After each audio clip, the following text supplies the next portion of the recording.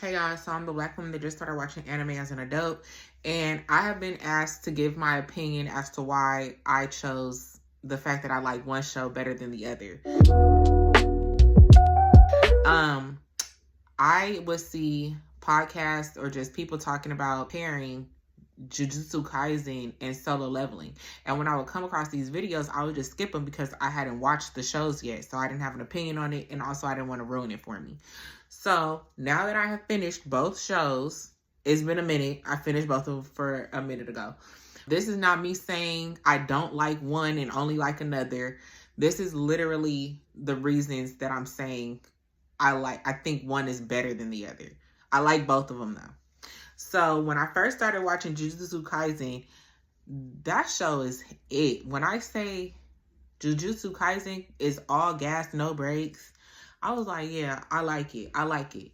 But then when I watched Solo Leveling, I was like, oh, I like this too. Like, they're not even the same type of shows to even be compared. But since y'all be comparing them, I'm like, okay, which one do I like more? I like Solo Leveling more. There, I said it. Solo Leveling to me is better than Jujutsu Kaisen for a few reasons.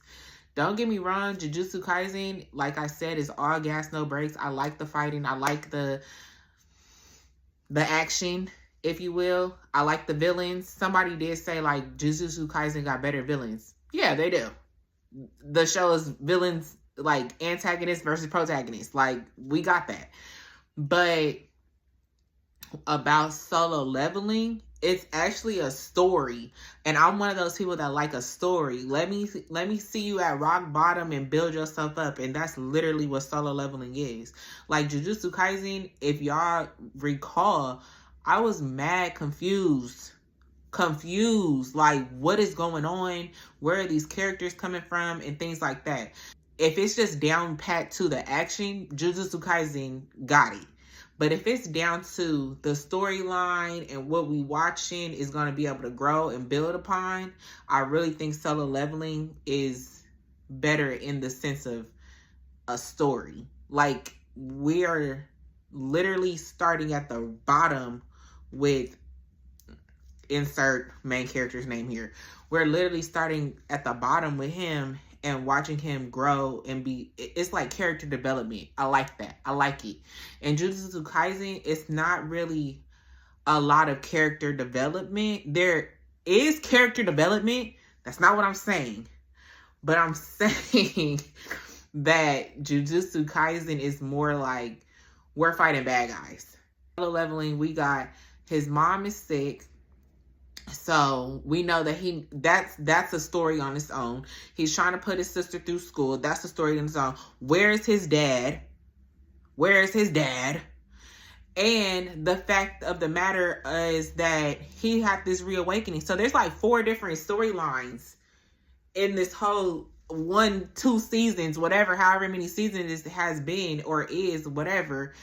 It's the build upon. Jujutsu Kaisen, it was just like, we just fighting. It's just fighting. There's like, do I think it'll be built upon? Yes, but I feel like once Gojo is gonna get saved, we know this. Once he's saved, that's the end of the show.